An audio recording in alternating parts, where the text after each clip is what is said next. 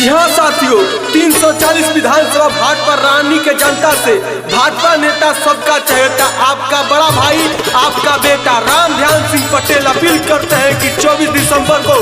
सलेमपुर के धरती पे भारी से भारी संख्या में पहुंचे और जन विश्वास रथ यात्रा को सफल बनाए।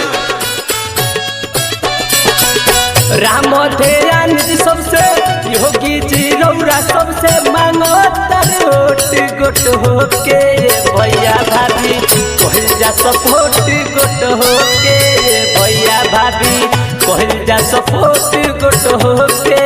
भैया भाभी कमल छाप निशाना बापो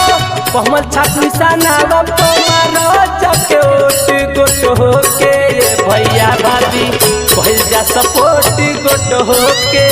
भैया भाभी कहल जा सपोर्ट गोट होके भैया भाभी। हाँ साथियों, 340 विधानसभा भाजपा रानी के जनता से भाजपा नेता सबका चहेता आपका बड़ा भाई आपका बेटा राम ध्यान सिंह पटेल अपील करते हैं कि 24 दिसंबर को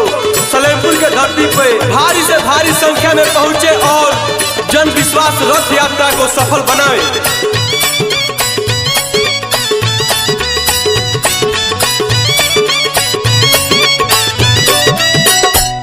से निमन केहू नइखे पटे आसी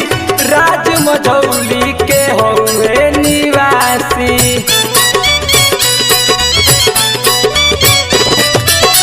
इहा से निमन केहू नइखे पटे आसी राज मझौली के होए निवासी झांसा में दोसरा से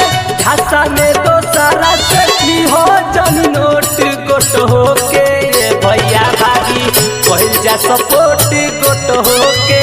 भैया भाभी कहल जा सपोर्ट गोट होके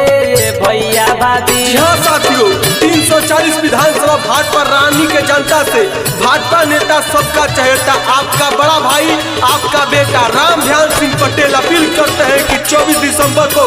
सलेमपुर के धरती पे भारी से भारी संख्या में पहुंचे और जन विश्वास रथ यात्रा को सफल बनाए।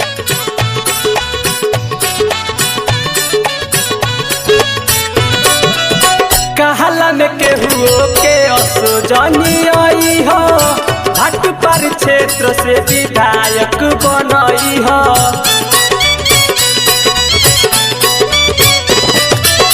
कहला में केहू के असो जनी आई हो घाट पर क्षेत्र से विधायक बनई हो सगरो विरोधियन के मारे के बचोट गोट होके भैया भाभी कहल जा सपोर्ट गोट होके चाचा चाची कहल जा सपोर्ट गोट होके भैया।